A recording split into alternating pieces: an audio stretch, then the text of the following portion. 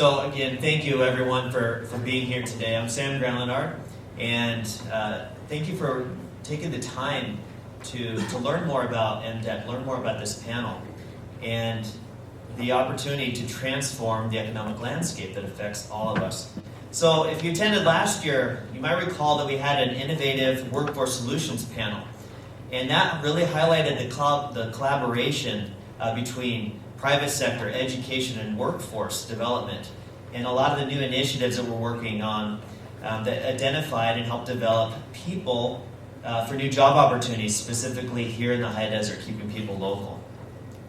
So that panel and other opportunities resulted in us developing MDEP, the launch of the Mountain Desert Economic Partnership. And we're going to hear that acronym a lot, MDEP. So think of something that helped keep that in. MDEP, Johnny Depp, Pirates of the Caribbean, something like that, right? So every time you see it, you're going to think MDEP, MDEP, MDEP. I need to remember that. So I want you to think of this opportunity that we have in the high desert. We've got 61,000 students in 9 different districts in our region. So these students, we know, are our future. And they are the stakeholders, and we need to prepare them to successfully enter the workforce. And they are going to be the ones that take the community into the next generation. So the panelists are here to help you get some insight on how are we going to make that happen. So I'd like to ask the panel, I'm just going to start at the end there, and if you could just each give us your name and your title. Sure. Can you guys hear me okay? All right. Good morning, everybody. My name is Francis Simons from Victor Valley College. I'm the Director of Contract Community Ed and Workforce Programs. Essentially, my role at the college is to work with all of you to figure out exactly what your needs are to either come up with trainings for your existing workers or to help strengthen that pipeline for folks to complete our programs to enter your workforce. So, glad to be here. Good morning. I'm Anita Tuckerman, Vice President of Asset Services and Corporate Relations with Sterling Development. For the past 5 years, I've had the privilege of representing Supervisor Lovingood on the Workforce Development Board, where I currently chair our Economic Development and Business Relations Committee. Hi, good morning. I'm Robert Lovingood, for District Super of San Bernardino County. Good morning. My name is Eva Bagg. I'm Superintendent President of Barstow Community College, and also honored to be one of the co-chairs of the teams of the MDEP. Good morning, I'm Dave Olney, and Superintendent of Hesperia Unified School District, one of the 9 districts that make up the Mountain Desert Career Partnership, and of which the Mountain Desert Economic Partnership was created. So would you each please give an overview of projects which involve the collaboration between the public sector, education, and industry? Sure. So that's exactly what I do. My job for the college is to, and our team, is to, like I said before, connect with businesses and organizations and figure out what those needs are. So we've got, one example is, it's really responding to your needs. And so we've worked with the Building and Construction Trades Council of San Bernardino and Riverside County. They've been in need of incoming workers to enter the various construction and building trades.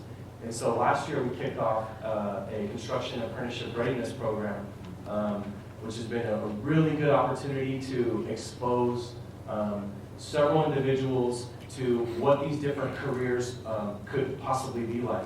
It's been a great collaboration with workforce development.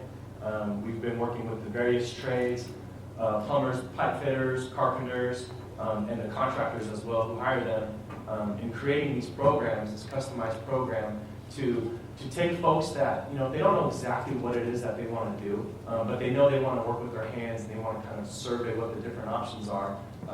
This program lets them do that. It lets them get exposed to a little bit of each of the trades. We get partnership back from industry by having guest speakers. They allow us to go on tours. So it's very hands-on, it's very interactive, and ultimately it really prepares those students to take the next level, which is ultimately to enter that workforce and make a career out of it and be satisfied and keeping pushing forward. Another example of a program we currently have going on is our partnership with Desert Valley Hospital, our 16 for Success nursing program, in which we've collaborated with the hospital in in doing many things, but ultimately they as well needed an incoming strong pool of more nurses into their workforce. And so we were able to relieve the waiting list. As many of you know, there's waiting lists for nursing programs and things like that. So this special partnership allowed us to relieve that waiting list and essentially put 64 students into a fast-track program to have them work to get their nursing degree and ultimately a position with Desert Valley Hospital. Proud to say that we graduated our first cohort last semester, and we're on the verge of graduating our next cohort at the end of this semester as well. So those would be two examples, again, of how the college really just figures out how can we work with you as businesses, what exactly is it that you need, and then coming up with a creative and effective solution to meet those needs. I guess I'd like to just stop and think, we're not all just talking about one collaboration. We're talking about multiple collaborations throughout our region. So it really is working here in the high desert, and everybody understands the importance. And it's a testament to itself and the success that we have multiple collaborations to talk about. The collaboration that I am sleeping, sometimes not sleeping with right now is what's gotten a lot of buzz recently, is the High Desert Training Center out at SCLA. It is the perfect blend of public and private sector, education, and government coming together, understanding a need. Everybody was looking at it and talking about it on their own, and they all came together and said, here's a plan, roll up your sleeves, work together, and make it come together. And I guess I'm going to talk a little bit more about the High Desert Training Center in a minute, so I'll leave it with that. Yeah, to kind of address what's going on here today, and I'll share this, is not just started this year, this past year, it really has been the work of the last 8 years. And I'm going to ask all the private businesses that have been involved, representatives, please stand up. Fred, please. I mean, people that are involved from the business. Roger, please. If the private business sector that's here today that have partnered with us, stand up for this reason. General Atomics, I want to say thank you very much, because and now the educators. Middle schools and the high school members, please stand up for a minute, please, be recognized when I say that, because what we're going to discuss,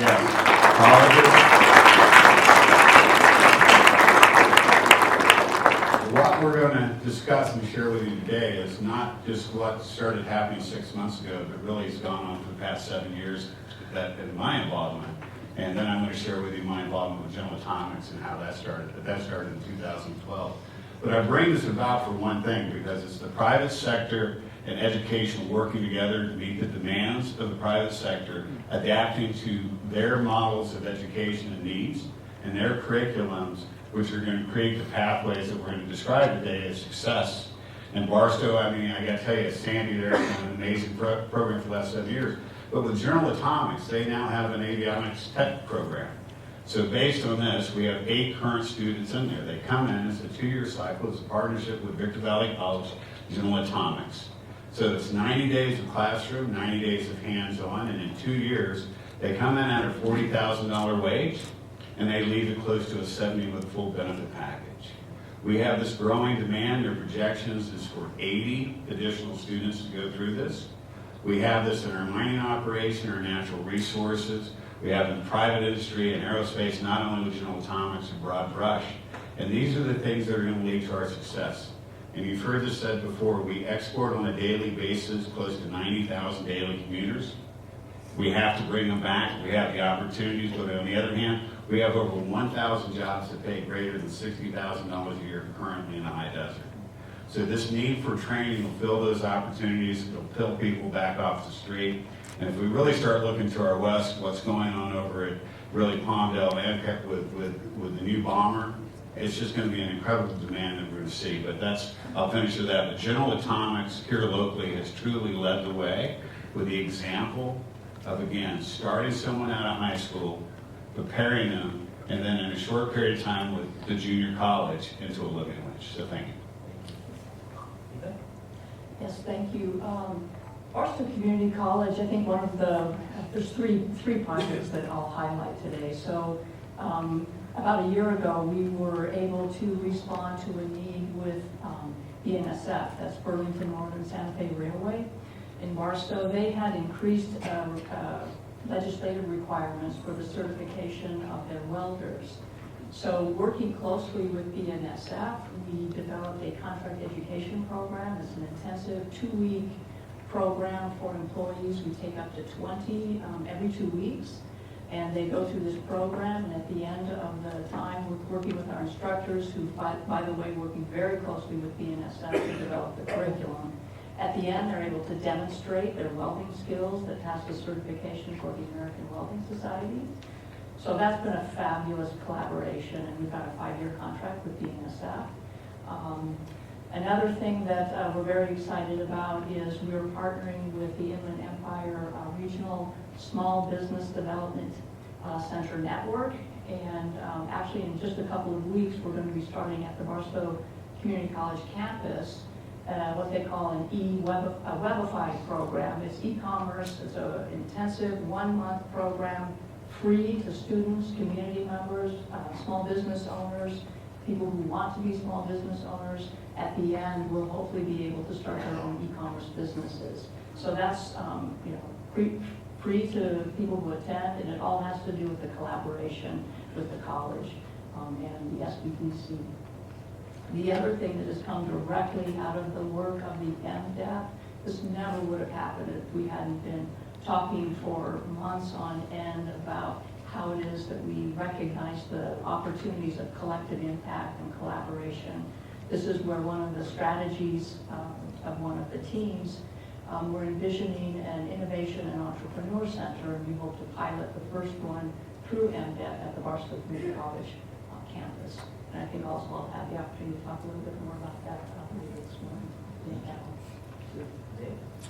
All right, well, good morning again. I'm not going to go back 7 years, but I'm going to go back to about 2015. And actually, let's even go back further.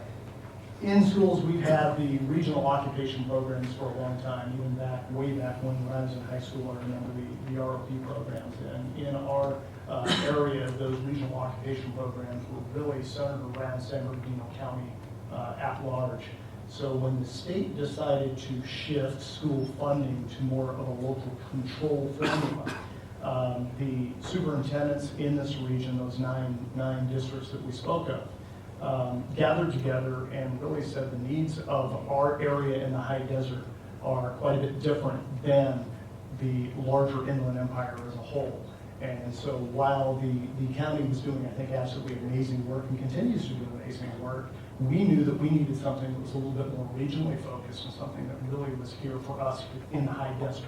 So we created this Mountain Desert Career Pathways Joint Powers Authority out of those 9 districts, putting that together, of which the Mountain Desert Economic Partnership has been created.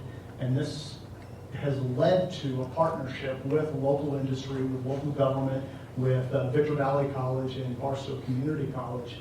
And we have created career advisories in the 15 career sectors that we offer through our schools, creating more of that seamless pipeline that goes from our schools into our community colleges, into our local business. It allows us to meet regularly, to be more responsive to industry needs, stay up to date, and it also gives our students the opportunity to actually make connections with local business. Robert mentioned some of those high-paying jobs that are here in the high desert. Many of our students don't even realize that those exist. This is breaking down those barriers, allowing us to create those connections, to make sure that we have in our local high schools the most up-to-date equipment so that our students are getting trained on what they're going to need right when they leave our schools. We have some fantastic partnerships. I just want to mention a few of these so you kind of get that scope. In the automotive industry, we've got David Greiner and Greiner Buick GMC, Steve Murray from Bob's Tires. In construction, Mike LeBruno and Jeffrey Scott from Southwest Carpenters Union, Steve Terrell, you saw in the video, Mitsubishi. Aviation, we've got Greg Garrett, ComAv, and Steve Muir, General Atomics, which is both aviation and manufacturing. Engineering and avionics, Eric Schmidt, X-Squadron, who's provided us quite a bit of equipment in our schools. Hospitality, Phelan Burnett from Starbucks, TJ Carpino from my favorite Italian restaurant, Mom Carpino's.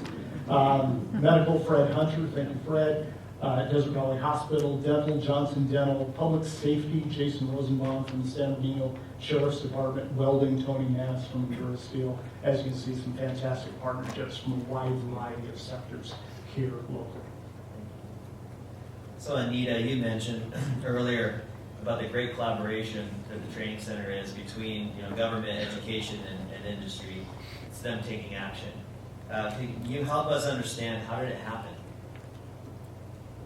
There's a saying that you do business with your friends, and while there were three very distinct groups, all recognizing the need for training, they weren't necessarily all talking together. The Sterling Group, when we are looking to attract businesses to SCLA manufacturers, logistic transportation companies, they used to ask about location. Nowadays, they're all asking about labor. If we're going to hire 80, 350 employees, where are those people coming from? What's their education? What's their skill set? It's a different topic than what we had 5 or 10 years ago in commercial real estate.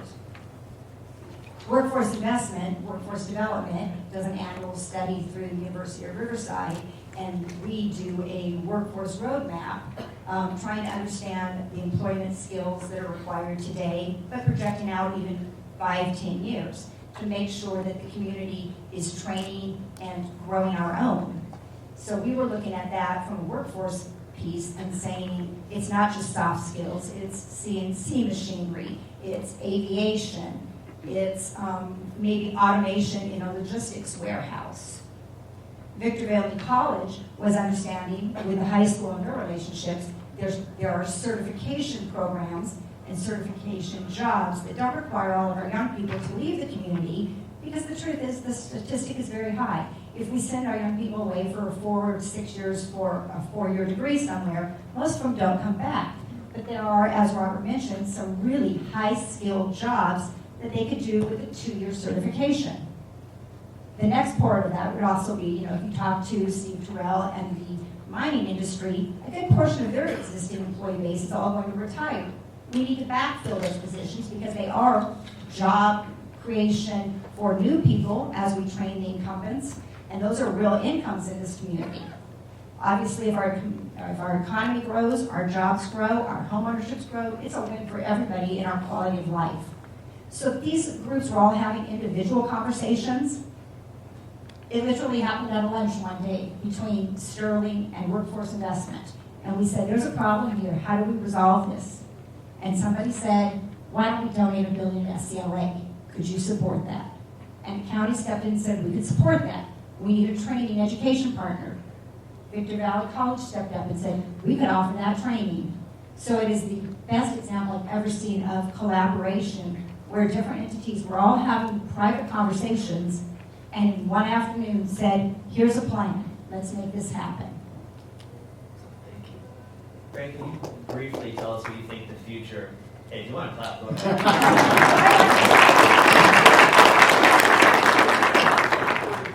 Can you briefly tell us what you think the future of the center is going to look like at Training Center? Absolutely.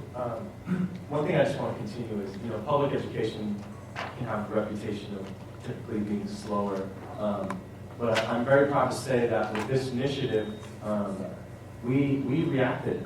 Education is coming together and reacting and responding. And from that meeting, we've got the ball rolling, and we've got a lot of things in place. And this center is coming, and we're thrilled for it. And what's going to happen there initially is, so in response to that, we've been working with our local manufacturing companies, industrial companies, and you may have heard of mechatronics as a focus of what they need. And essentially it's industrial automation. So there's training needs both for their incumbent workers. They've identified that there's skills gaps between, like they said, there's a group of their employees that are set to retire, and their existing workforce don't have quite some of those skills to where they need to be. So we'll be focusing on training their existing employees as well. In addition to creating new programs to feed as a pipeline where hopefully the goal is they can go K through 12 directly into these programs and can serve as a feeder into these career opportunities. And the whole idea is to grow our own and have them, find the jobs in our home as well. And with this training center, we'll be able to give them more opportunities to do that. We're also looking to expand our aviation program, double in capacity to be able to just respond to the job need that's out there. And so we'll likely be able to bring some of those aviation courses into this center as well, in addition to emphasizing avionics, which General Atomics, ComAv have emphasized that this is a specialization that they need as well. So essentially, I just want to leave that, again, we're responding to what the business's needs are, and we're acting on it, and we want to give high quality, and to just ensure that, we're taking care of our hometown and our employers and our students that ultimately deserve to be able to live here and then stay here by having a great career. Excellent, thank you. So Robert, we know that a skilled workforce, of course, strengthens the economy. So the county's Vision to Succeed initiative, it aligns closely with MDEP's Team 3 strategy, which is to cultivate and retain a skilled workforce. So with these parallel efforts, there's definitely an opportunity to collaborate. So would you please tell us about the work taking place, about career exploration, events focused on the workforce, skill development, opportunities for mentorships, internships, apprenticeships? No, I certainly will. So there's three components. There's also Generation Go. And that's a program that's in the Inland Valley that's also going to come up here. But it goes back to this focus. If we're taking the young adults, and this was clearly demonstrated if we look inside our ROP programs. If you look at ROP, which can go from 6 weeks to 18 months, depending on the program, and the fact that over 80% of those that complete the program, succeed in the program, and come back to junior college, either at a technical or a college basis, and then move on to a 4-year, and the fact that 10 years after, they're still in their initial trade. So if they're a phlebotomy, they're still in the medical side. If they're a welder, if they're in maintenance, they do that. So these programs are kind of the accumulation of that. And each of them are going to complement the mass leadership. And I say that. I look back and I look at Hesperia School, Apple Valley, Victorville, Adelanto. Again, they've had programs that have been ongoing from 3D manufacturing modeling to the CNC and welding programs to automotive to electrical and IT. So these programs are being brought together with mass leadership. They're being combined with the efforts that's, again, has been ongoing for, at least in my knowledge, the past 7 years with our junior colleges. And they're coming together with the private sector to say, what do you need? Because that's the answer. It's not to say, here's your curriculum. It's for the private industry to say, no, we know what we need and how they need to be trained. Let's match these skills, because then they'll succeed. And that's the big flux change that we've seen in all these programs, to answer that question. And I know it's a little more well-rounded, but it creates these pathways. And, I think all of us in the room probably started off as runners, correct? Okay, at some point, I don't know, maybe somebody had a house when they were 18, I didn't. But so our young folks that are here, what I'm saying is, we'll take them from this opportunity, we'll train them, we'll create these pathways to become homeowners, and they'll just completely enrich our community. And that's the direction this program is headed collectively, and each of those programs are going to complement that success. Thank you. So Dave, several attempts have been made to build bridges for youth to be able to transition from education into industry. Can you tell us about some of the strides that you feel have been made under MDEP and help us understand where help is still needed? Sure.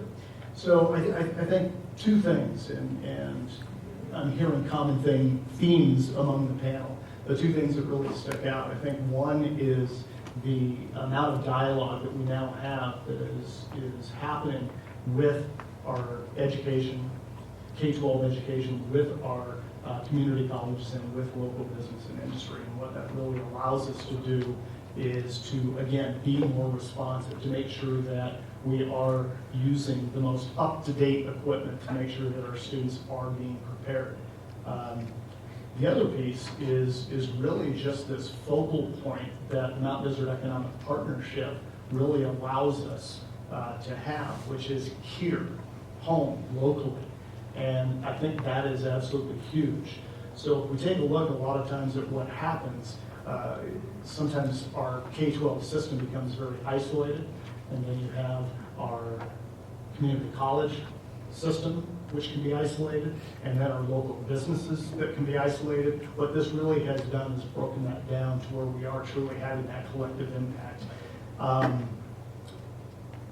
It allows our students to be able to develop more fluidly those hard skills, the technical skills that they need to be successful. Also those soft skills, because now our students are having connections with local business and local industry. They see what work ethic really means, and it's in practice. That's important. And I think something that oftentimes gets lost is the power of connection. When our students actually connect with, whether it's higher education or whether it is with business, they feel a part of something. Where sometimes we still are falling short, I think we're still, and it's been alluded to, we're still losing students, and a lot of it is perception. We've got students that are going through our K-12 system and looking elsewhere for opportunities. And I think that we need to be able to look at a more diverse set of learning and employment opportunities for our students, as well as affordable four-year university. I know, I was almost thinking being invited on a panel that it was going to be Steve Terrell and I on one side, because we always talk about that perception that what we're about in our school system is just getting our kids to go to a four-year university. But when we really talk about being college ready, college is simply learning that happens after we graduate from high school. And I don't care whether you are a young person that is going to go straight into a university, go into our wonderful community colleges, or going straight into work, you have to learn. That is a part of what you need to do in order to be successful. So I think breaking that down to where we are creating more opportunities for our young people here locally. It was said earlier, when our students leave our community for these opportunities, they create those connections with other communities and they tend to stay there. We want to make sure that we have those here. I'm excited about the training center. I think that is absolutely an amazing opportunity for our kids. I think the work that Dr. Walden, Dr. Babb are doing with our community colleges is incredible. And so through Mount Desert Economic Partnership, as we see this kind of momentum going, that next piece is really looking at further expanding that diverse set of opportunities for our kids. Cool. Thank you. So Eva, we just heard there about essential skills and soft skills. Is there a difference, and why does it matter? Well, Sam, I think really the difference is, what's important about the difference between those things is not so much the vernacular that we use. I think the main difference that's come out of the MDEP collaboration is really it's identifying these skills that we identify through close collaboration with our business and industry partners. I think that's the main starting point. The MDEP team, really we looked at a collection of reliable skill sets from the Department of California standards, from the Career Technical Student Organization, USA Skills, World of Work, Essential Skills.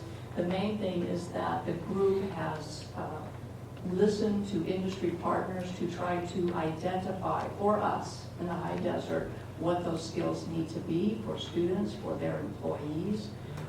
We're still in the process of refining those and committing to those, to build those into our curriculum, and not just the formal training, but also other opportunities, whether it's internships, other opportunities, even civic opportunities where we provide students, employees, the opportunity to cultivate and practice those essential skills is what we've decided to call them. And then we will monitor how those learning opportunities translate for business and industry in the graduates to see if those essential skills actually are existent and effective in the workplace. And really it's all about really focusing on not just the skills that are needed today, but part of the MDEP outcome is to develop, cultivate, enculturate adaptive future-ready students. employees. So it's really going back and checking to see all of this work over time is effective, and we'll go on and refine those, once again, meeting the needs of our business and industry partners. Thank you. Now, you mentioned there, you actually mentioned earlier too about the new Innovation and Entrepreneurial Center. And if you think about so much technology that's affected us over the last couple of decades, you think of Disney, Microsoft, Google, Amazon, all those were ultimately started from someone's garage, right? There was an idea, there was some tinkering going on there. So can you explain how this center will work and how it's going to benefit the community? Well, the center right now is just a really exciting concept, so it's in development, but we have great ideas. It may be the case that the tinkerers in the garage may have gone through a process like this, or they may have been, just the muse of innovation that sparks a great idea. But there's lots of research and organizations out there that have come across a process that really generates reliable potential solutions to problems. This is what we want to be able to provide our students and business people the opportunity to come in, utilize that process, the tools, research, processes of solution ideation, prototyping, and a makerspace within the center as well, where individuals can bring potential users to test out possible solutions, refine those quickly, and then ultimately another space would be entrepreneur incubator, where those good ideas, those prototyped, refined potential solutions that might be viable new businesses can be leveraged, and we will have individuals who can support those new potential product innovations or service innovations.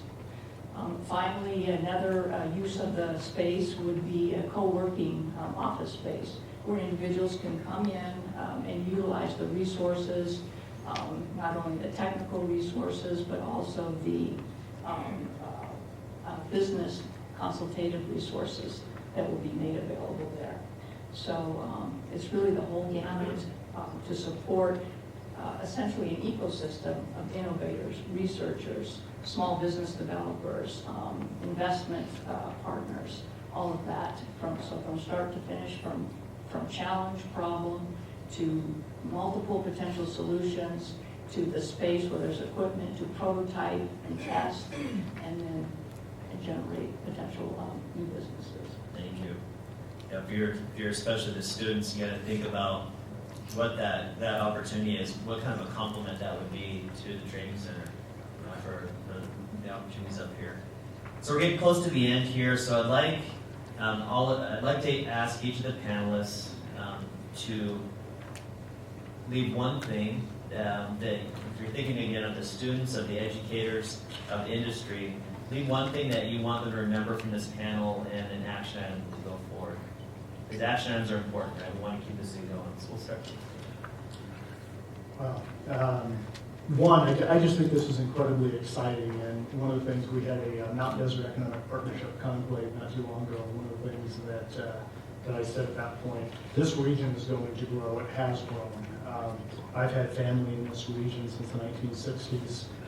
Came out here as a little kid in the early 70s, and remember vast amounts of desert where we now have roads and houses and buildings and industry.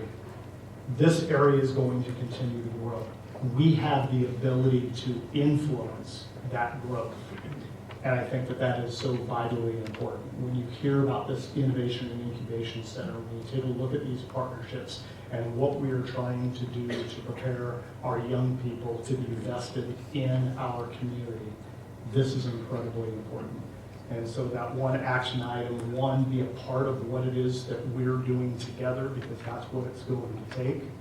And we need to continue to look at ways that we can provide diverse opportunities for our young people so they're staying here to be able to learn, work, play, and stay. I I would say that really what we need to do is to appreciate that we have all of the resources that we need right here in the high desert in terms of the human potential to not only well define what the most critical needs are for our area, but to also generate the solutions to our challenges.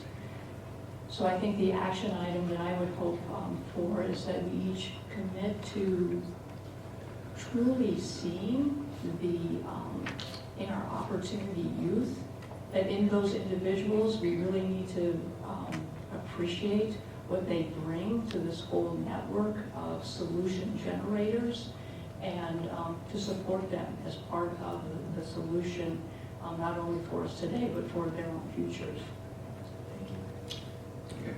Yeah, I'm going to actually have two folds here. One is if you haven't come to the event called Bay in the High Desert Manufacturing Group that's here at the fairgrounds that brings and involves the high schools, as employers, please come.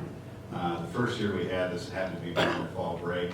600 high school kids, when they were out of school, showed up, some with their parents, to meet with the manufacturers and see the opportunities. And the employers walked away saying, each and every one of these young people are intact, excited, engineering, trade, programs, looking to the future. We have that resource, don't overlook it.